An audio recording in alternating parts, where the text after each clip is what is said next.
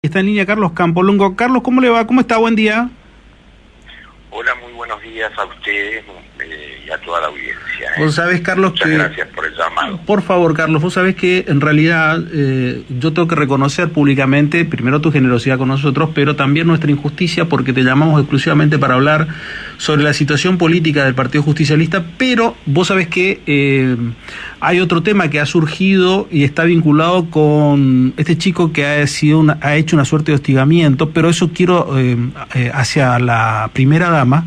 Pero cómo se interfiere hoy y cómo se miran los medios, especialmente porque él se disfraza de periodista, pero también hostiga a través de las redes sociales, y lo que implica y cómo es, si es un trabajo periodístico, él dice que es un trabajo periodístico, cómo es todo ese análisis, y vos como docente también después seguramente en algún tiempito te voy a molestar para que nos des tu opinión de ese aspecto. Por eso no quería aclarar primero que a vos ya te habíamos contactado para hablar de la cuestión política, pero más adelante como docente, especialmente... No tengo ningún problema que me hagas cualquier pregunta, ningún problema. Sí, sabemos de tu generosidad, Carlos. Carlos, te quería preguntar primero, ¿qué pasa? ¿Estamos en una época de un romanticismo del siglo pasado, que la política se comunica a través de cartas? Apareció la carta de Cristina el año pasado y parecía una cosa desusada, paradójica y con un terrible impacto político, y ahora apareció la de Máximo, no solamente en la forma de comunicación, sino lo que también trasunta y todo lo que va diciendo en la misma redacción.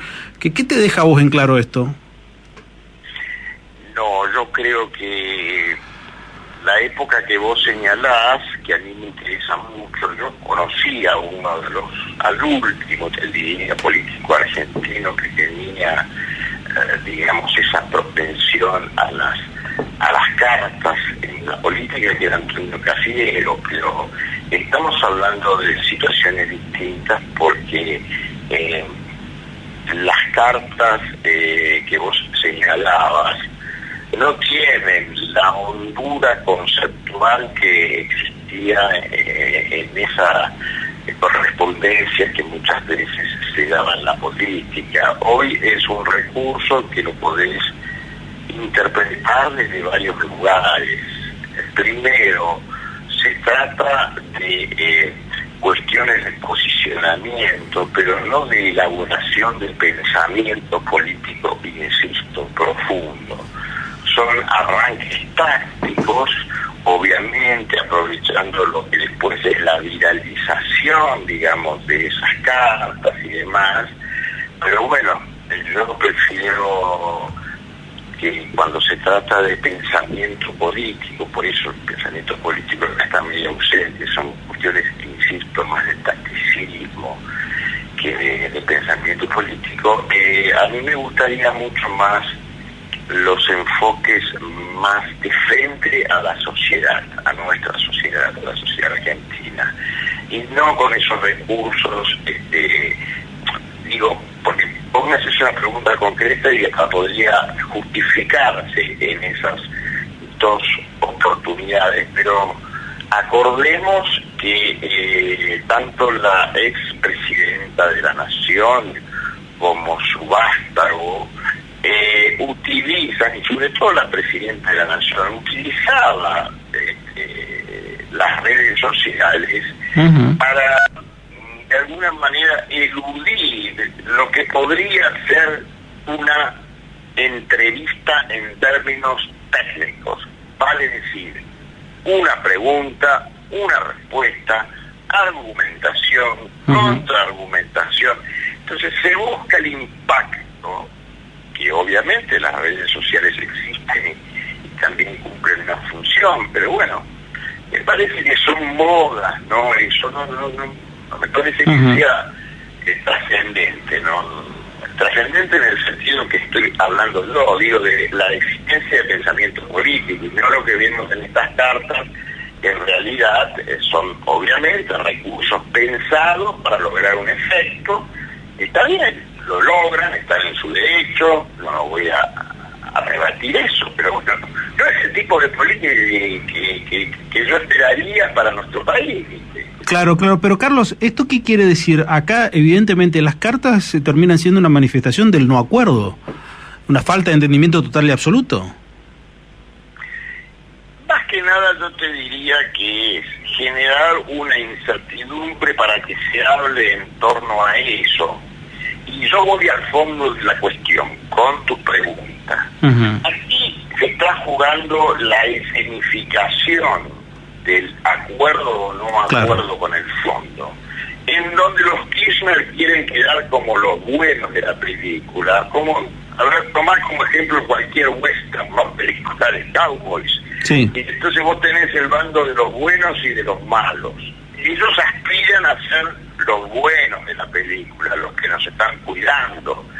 Pero la verdad también me parece, todo ese ejercicio me parece muy berreta en este sentido. Se genera más incertidumbre, no se generan, no hay una unidad de concepción donde vos puedas tener claridad. La política es también, eso lo hacía mucho el general Perón, tiene que ser sencilla, clara, que no se libere a interpretaciones contradictorias, a falta de consistencia. Eso tiene que ver también con los comportamientos o acciones políticas, ¿me entendés? Entonces todo esto a mí, la verdad, sumado a un nivel de discusión, y en esto no solamente me refiero al actual oficialismo, me refiero también a gran parte de la oposición.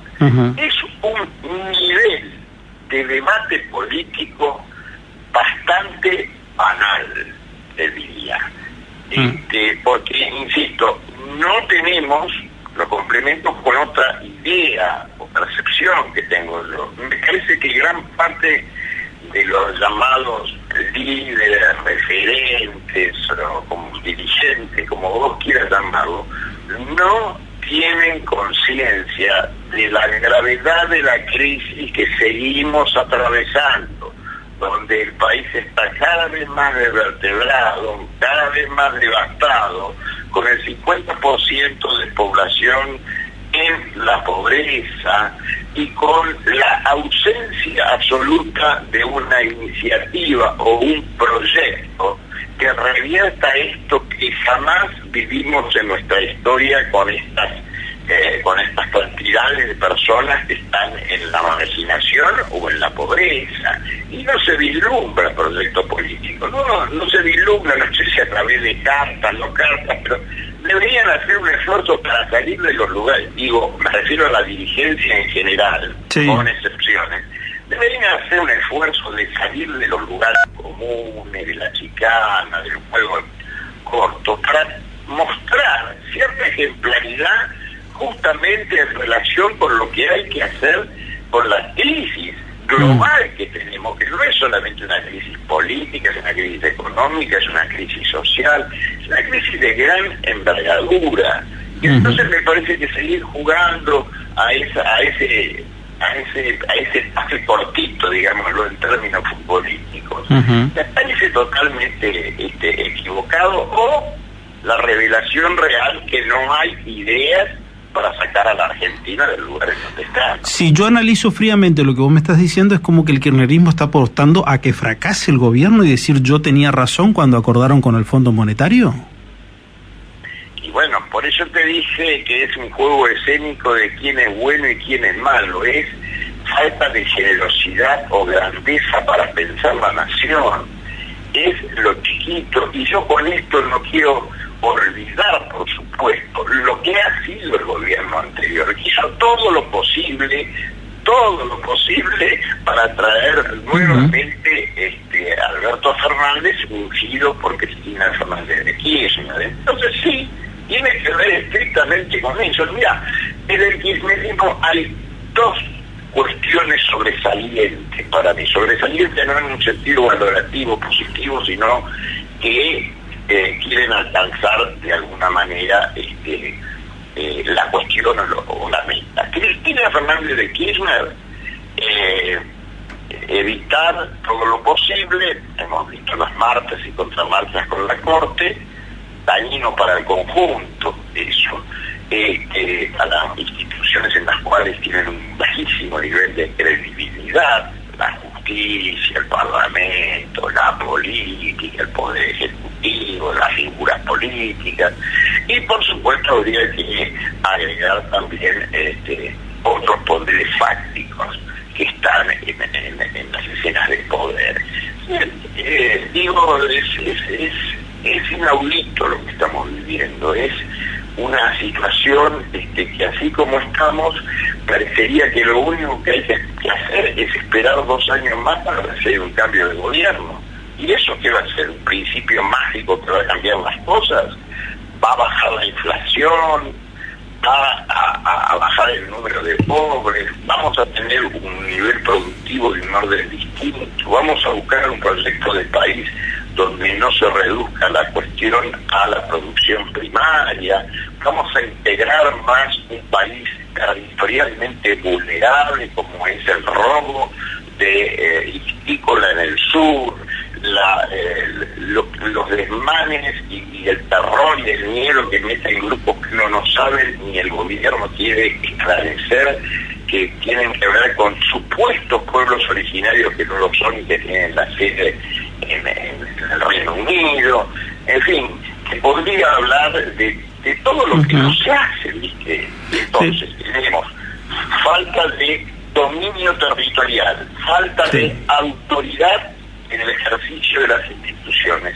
Esto no es un país, esto es neoanarquismo. Vos sabés, Carlos, que en el verano un amigo, Mauricio Golfar, me dijo, mira, este libro no puedes perdértelo. Y me acercó el libro de Juan Carlos Torre, Diario de una temporada en el 5º piso. Comencé a leerlo, dije, bueno, ¿de qué será? Bueno, me dijo, mira, vas a ver muchas cosas que hoy por hoy ocurren. Y la verdad, cuando entro a analizarlo y a verlo, hace un raconto de lo que fue la década del 80. Juan Carlos Torre integró parte del equipo de Juan Vital Zurruil. Claro. Y la verdad que hay muchas cosas que uno entra a darse cuenta que estamos discutiendo las mismas cosas hace 40 años, con actores similares. El empresariado, la visión del empresariado, la discusión de ciertas cosas vinculadas a cómo son los acuerdos con el Fondo Monetario Internacional, prácticamente una dinámica que uno hoy, ese libro, si uno cambia algunos, no todos, algunos nombres, o cambia un par de cositas o ajusta a otras, estamos diciendo escenarios similares. ¿Vos ves lo mismo, que hay un escenario que se reitera en la República Argentina y que no salimos de esa trampa? Absolutamente. Yo por eso cuando me empiezan con algunas cuestiones muy de coyuntura, vos sabés que los periodistas adolecemos de una cuestión de que somos cronistas, pero no elaboramos procesos en el largo plazo. Pero ¿por qué te crees que estamos como estamos? Estamos como estamos, y no lo digo linealmente, ni lo digo desde la antipolítica, ni lo digo desde la apolítica, sino realmente la cuestión del poder que tendríamos que conversar mucho en Argentina. El otro día yo estaba leyendo justamente por el cumpleaños de la expresidente constitucional derrocada en 1976, María Estela Martínez de Perón, con lo cual la reconozco primero en su valentía como mujer y como miembro del poder del partido justicialista, lo cual no quiere decir que idealice situaciones, pero habría que analizarlas en el contexto de esa época. Y yo leía exactamente que la deuda externa de la Argentina antes del golpe eran 5.000 millones y pico de pesos, de dólares, ¿no? 5.000 y un piquito más, 5.000 millones de dólares. Cuando se fue la dictadura, se había cuadruplicado esa deuda. Yo me preguntaba también los otros días con esto del fondo, y no estoy en una cátedra de rebeldía, ni tampoco me parezco a los que son rupturistas, pero de palabras, porque no conocen bien del poder. Yo me pregunto, ¿cuántas veces hemos pagado la deuda externa? Es verdad que la deuda hay que honrarla y todo eso, pero contemos la verdad de lo que fue sucediendo con el plan Brady, con Raúl Alfonsín, claro, lo que fue después el resultado de la convertibilidad, que tuvo financiamiento externo. Esta parte de historia nunca se toca. Se cree que la convertibilidad fue el mejor paso en nuestro país de eliminar la inflación, y estaba el M2. Sí, eso también lo podías ver en la dictadura de alguna manera. Lo que está aquí, bueno, después el mega blindaje en la época de la Rúa, y bueno, todo lo que está viviendo ahora, como lo de Macri, con los 44.000 millones de dólares, ¿sí? Que todavía está oscuro el estilo que se le dio, y bueno, y así podríamos seguir, y lo que se pagó al Club de París, con tasas muy elevadas, digamos. En fin, se presenta todo como un triunfo. Entonces lo que vos decís que lees en el libro, para culminar esto, los procesos, ¿sí?, históricos no son de un día, son justamente un proceso que te puede llevar a una decadencia como la que estamos viviendo ahora. Sí, me parece que esa es un poco la conclusión, ¿no? El justicialismo, ¿qué va a pasar con esto, con esta carta de Cristina? ¿Se parte el justicialismo, no se parte el justicialismo? ¿Qué va a pasar? Mira, para serte totalmente honesto, yo te tendría que responder con otra pregunta. ¿Existe el justicialismo orgánicamente hablando? Te diría que desde la muerte de Perón cada vez se fue debilitando más y convirtiéndose en una marca. No estoy diciendo que no haya cosas que no se han incorporado definitivamente a la idiosincrasia argentina, pero también se convirtió en una marca en dos aspectos, uno muy particular del justicialismo y otro de la política en general.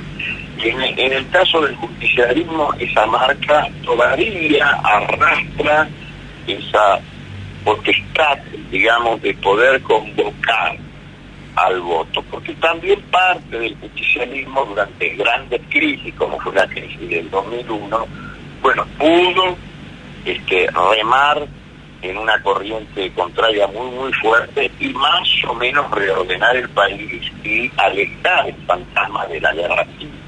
Fíjate vos que hoy Firmenich, el otro día, Firmenich, ¿no?, todavía tiene que aclarar un montón de cuestiones. Firmenich decía más o menos lo que yo vengo y lo he conversado contigo en algunas ocasiones, lo que es el peligro de, digamos, de una guerra en la cual ya estamos, que no es una guerra civil clásica, es una guerra civil que algún gran pensador la llama guerra civil molecular. La guerra civil molecular es lo que pasa en San Martín, o lo que pasa en Ramos Mejía, cuando asesinan a un kiosquero, cuando arrastran a una jubilada. No tenemos conciencia, o esto último que ha sucedido antes de semana y que todavía no hay puntas de esclarecimiento, que tiene que ver con ese mal llamado envenenamiento de la droga. La droga en sí es un veneno, pero aparte no se sabe, y entonces sale rápidamente la ex ministra de Seguridad confundiendo opiáceos con la efedrina, y claro, no lo digo ni para atacar a Patricia Bullrich ni para defender a Aníbal Fernández, pero seamos un poco más serios como país, ¿me entendés? Hemos atravesado una pandemia, todavía no se ha extinguido la pandemia, pero con cuestiones menores de discusiones. Sí, es una cuestión ideológica, y entonces se prometieron millones de vacunas de Sputnik que después en realidad no se estaba en condiciones de producirlas, y desafortunadamente, y como muestra de que no tenemos ni siquiera un pensamiento de política exterior, irle a decir a Putin que Rusia puede ser la puerta de entrada para nuestro continente de justamente digamos el régimen socialista de Putin, digo socialista, claro, con beneficio de inventarlo, claro, pero no soy matarquista ni nada, pero la Argentina tiene que tener una política exterior clara, donde no un día un funcionario mira para el norte o para los Estados Unidos y al otro día se va a hacer loas e intermediaciones. Acordate la intermediación de una funcionaria que mandaron a Rusia que dijo que quería favorecer el negocio de los rusos. Está textual, esto no lo estoy inventando yo, hay que buscar los documentos nada más. Sí. Entonces esto también es parte de un país donde no tenemos el territorio asegurado, no hay organización, no tenés autoridad, no tenés política, digamos, lo que está ocurriendo con la droga es todavía mucho más agudo y grave del acontecimiento del otro día. Yo lo dije en televisión porque todos se quedaban naturalmente como buenos periodistas en la crónica, a ver si el panza era, no era, salía, entraba. Y yo creo que el problema del narcotráfico es mucho más, pero mucho más grave. Hay algún buen artículo de una persona a la cual yo le consulto porque estudia profundamente este tema. Y la verdad es que el enfoque de esto, donde todo parecería cortarse en el narcomenudeo o en las hipótesis de dónde viene la droga, que si se cocina o no se cocina, hasta Aníbal Fernández justamente había dicho que era un país de tránsito, no lo dijo hace 20 años, lo dijo mucho más recientemente. Sí. Ahora, el Cigonar todavía existe. Digo, todo lo que significó el desbaratamiento, tanto con Scioli como con María Eugenia Vidal, de anular prácticamente todo lo que eran los hogares de adopción, digamos, de esto, porque el adicto, si solamente puede ser sometido a un tratamiento ambulatorio, tiene grandes posibilidades de recaer, porque hay toda una problemática psicosocial respecto a la adicción y el grupo primario. Que, bueno, sí, que es mucho más complejo absolutamente todo eso. Carlos, te mando un abrazo y te agradezco mucho estos minutos. Sí, disculpame si discurrí mucho, pero bueno, me tocaste todos temas muy difíciles. No, por favor, un abrazo, gracias Carlos. Gracias. Carlos Campolongo en contacto con nosotros.